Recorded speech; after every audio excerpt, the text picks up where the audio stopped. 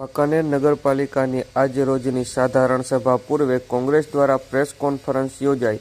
બાબતે પ્રાપ્ત માહિતી મુજબ વાંકાનેર નગરપાલિકાની આજરોજ ગુરુવારે સાંજે 5 વાગે સાધારણ સભા યોજાનાર હોય, જે પૂર્વે વાંકાનેર કોંગ્રેસ દ્વારા બુધવારે સાંજે પ્રેસ કોન્ફરન્સ યોજી આ સભામાં સમાવિષ્ટ તમામ મુદ્દાઓ પર જનહિતમાં ખુલ્લી ચર્ચા બાદ મંજૂરી આપવા માંગ કરવામાં આવી છે.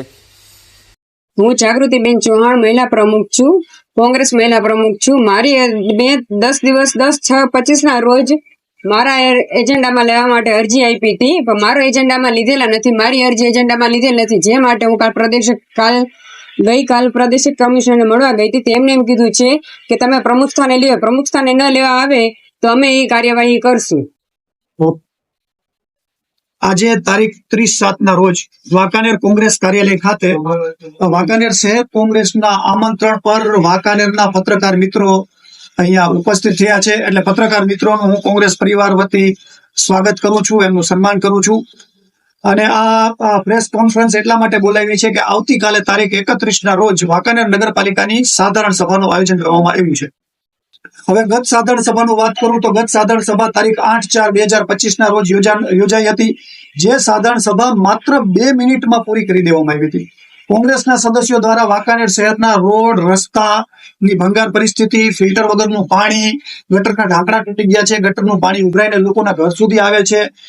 વાંકાનેરમાં કોઈ સારી ટોયલેટ બાથરૂમની, જાહેર ટોયલેટ બાથરૂમની સુવિધાઓ નથી, બગીચાની સુવિધાઓ નથી વગેરે બાબતે કોંગ્રેસના સદસ્યોએ ચર્ચા કરવાની માંગણી કરી હતી, પણ ભાજપ દ્વારા કોઈ પણ ચર્ચાનો સ્વીકાર કર્યા વગર માત્ર 2 મિનિટમાં નગરપાલિકાની પ્રથમ સાધારણ સભા પૂરી કરી દેવામાં આવી હતી, જેના આપ સૌ સાક્ષી છો. અને પાછલા અઠવાડિયામાં સોશિયલ મીડિયામાં નગરપાલિકાના સાધારણ સભાનો વિડીયો ફરે છે કે કોઈ પણ ચર્ચા વાંકાનેરના શહેરના વિકાસ કે સમસ્યાઓ બાબતની ચર્ચા હોય વગર સાધારણ સભા પૂરી કરી દેવામાં આવી હતી.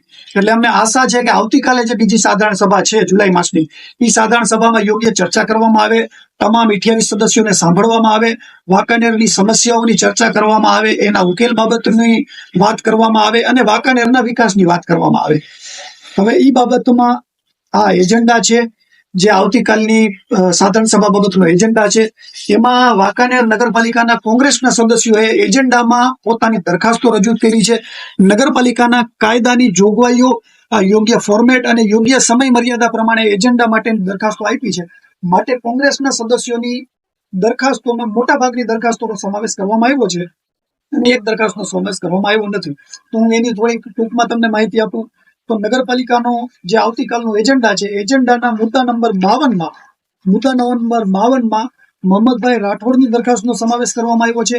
એમણે વાંકાનેરનો જે ઓજી વિસ્તાર છે, આજુબાજુની જે 26 સોસાયટીઓ છે કે જે વાંકાનેર નગરપાલિકામાં ભળતી નથી પણ એને અડીને આવેલી છે, એ 26 સોસાયટીઓનો વાંકાનેર નગરપાલિકાના હદ વિસ્તારમાં સમાવેશ કરવામાં આવે તેની માંગણી કરી છે. એ સિવાય જ્યાં સુધી સમાવેશ ન થાય ત્યાં સુધી ઓજી વિસ્તારમાં પ્રાથમિક સુવિધાઓ, પીવાનું પાણી, રોડ, રસ્તા, ગટર, લાઇટ એ સુવિધાઓ આપવાની જવાબદારી નગરપાલિકાની છે. તો નગરપાલિકા એની જવાબદારી પૂરી કરે એવી માંગણી કરવામાં આવી છે. બોર્ડ સમક્ષ હજી દરખાસ્ત મૂકવામાં આવી છે અને બોર્ડ એના ઉપર ચર્ચા કરી અને યોગ્ય નિર્ણય લે એવી માંગણી છે. મુદ્દા નંબર નગરપાલિકાના આવતીકાલના દરખાસ્ત એજન્ડાનો મુદ્દા નંબર 54 એકતાબેન ઝાલાનો છે.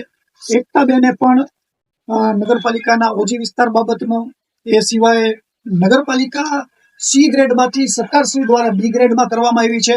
એટલે બી ગ્રેડમાં જ્યારે નગરપાલિકા અપગ્રેડ થઈ અને એની વધારાની ગ્રાન્ટોની ફાળવણી કરવામાં આવી તો વાંકાનેર શહેરની નગરપાલિકાનો વિઝન ડોક્યુમેન્ટ શું છે, સપનું શું છે, વિકાસનો એક માર્ગ શું છે કે અમે વાંકાનેરમાં આટલી વસ્તુઓ કરવા માંગીએ છીએ, વાંકાનેરનો આવી રીતે વિકાસ કરવા માંગીએ છીએ, એ બાબતનું એક વિઝન ડોક્યુમેન્ટ નગરપાલિકાના બોર્ડ સમક્ષ અને વાંકાનેર શહેર સમક્ષ મૂકવામાં આવે એવી માંગણી એકતાબેને કરી છે.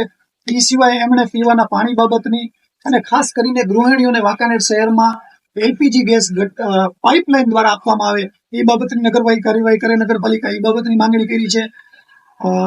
શહેરમાં જ્યાં બજાર વિસ્તાર છે, જ્યાં મહિલાઓની આવન જાવન છે, ત્યાં લેડીઝ માટે સ્પેશિયલ ટોયલેટ બાથરૂમની માંગણી કરવામાં આવી છે.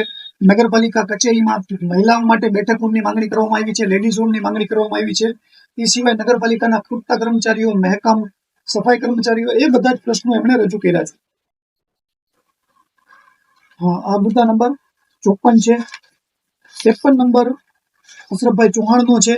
અશરફભાઈ ચૌહાણ મારી બાજુમાં બેઠા છે. અશરફભાઈએ સમગ્ર વાંકાનેર શહેરના રોડ, રસ્તા, સિમેન્ટ રોડ, સ્ટ્રીટ લાઇટો વગેરે પ્રશ્નો રજૂ કર્યા છે.